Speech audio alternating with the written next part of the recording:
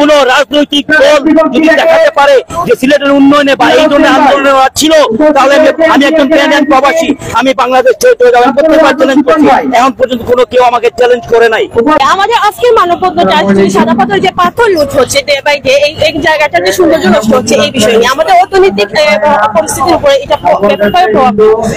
মানে সিলেটের একটা সৌন্দর্যময় দর্শনীয় স্থান সাদা পাথর, যেটা কিনা ডে বাই ডে লুটারদের হাত থেকে লুটপাট হচ্ছে। তো আমাদের আজকে এই মানববন্ধনের কারণ হচ্ছে যাতে সাদা পাথর এই পাথর লুটপাট বন্ধ হয় এবং যারা এই কাজগুলো করতেছে তাদেরকে যেন অতি শীঘ্রই আইনের আওতায় আনা হয়।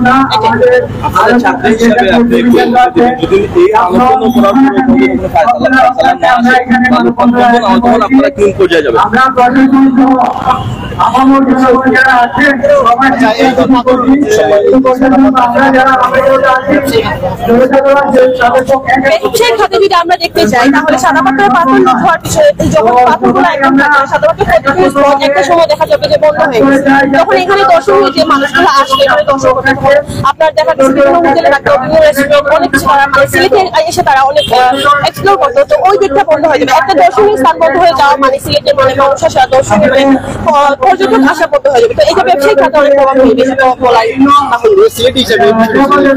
এজ এ সিলেটি হিসাবে আমরা বলবো যে সিলেটের একটা ঐতিহ্য ছিল সাদা পাথর আমাদের, কিন্তু যেভাবে সাদা পাথরগুলো লুট হয়ে যাচ্ছে, পাথর নেই মানে তারা সাদা পাথর আর সো এজ এ সিলেটি হিসাবে আমি আসলে খুব দুঃখিত ভাবে আইন শৃঙ্খলা বাহিনী আমরা সেদিন যখন গেছিলাম তখন আমরা দেখছি যে তাদের আইন আরো প্রচুরভাবে যদি এখানে পাহারা বসানো হয় বা এই পাথরগুলো যারা লুট করছে তাদেরকে যদি ধরা হয় তাহলে অবশ্যই এটা লুট করা মানে পসিবল হবে। আর যারা নিশ্চুপ হয়ে বসে আছেন তাদের উদ্দেশ্যে বলছি, আপনাদের সন্তানের ভবিষ্যৎ অন্ধকার। আপনারা দেখেন শুক্র শনিবার কিভাবে দেখি আমরা তো যে পর্যটকরা ভিড় করে আমাদের সিলেট শহরে, আর সেই ভিড়ে আমরা করবো না, কারণ হচ্ছে এই লুটেরা ধ্বংস করে দিচ্ছে আমাদের এই সিলেটের ঐতিহ্যকে। আমরা অনেক সহ্য করেছি, এটা হচ্ছে আমাদের দেয়ালে, আপনারা দেখেন আমাদের আনন্দে দেয়ালে পিঠ লেগে গেছে। এবং এটা যে যেভাবে লুটপাট হচ্ছে, আমি বারবার বলছি যে এই যে সাদা পাথর আমাদের সিলেট শহরটা একটা পর্যটন নগরী, আপনারা সবাই জানেন এই পর্যটন নগরীকে ধ্বংস করা হচ্ছে এবং তারা করছে, ওরা নিজেকে সিলেট বলে দাবি করা ওটাও ঠিক না। আমি মনে করি একজন সিলেটি সত্যিকারের সিলেট প্রেমী যদি হয়ে থাকে তাহলে আমাদের এই পর্যটন শহরকে সেভ করার জন্য যতটুকু করবে। যেমন আমরা এখানে ছাত্র জনতা গণ আন্দোলন গণঅভ্যুত্থানে যারা ছিল, আজকের আমার সন্তান তুল্য ছাত্ররা, আমরা জনতা অভিভাবকরা, আমরা যারা ছিলাম তারা সবাই এখানে একত্রিত হয়েছে। আমরা সবার একটি দাবি, অতি বিলম্বে যদি প্রশাসন এটা কোনো কিছু না করে তা আমরা কঠোর থেকে কঠোর কর্মসূচি ঘোষণা করবো সিলেট শহরে।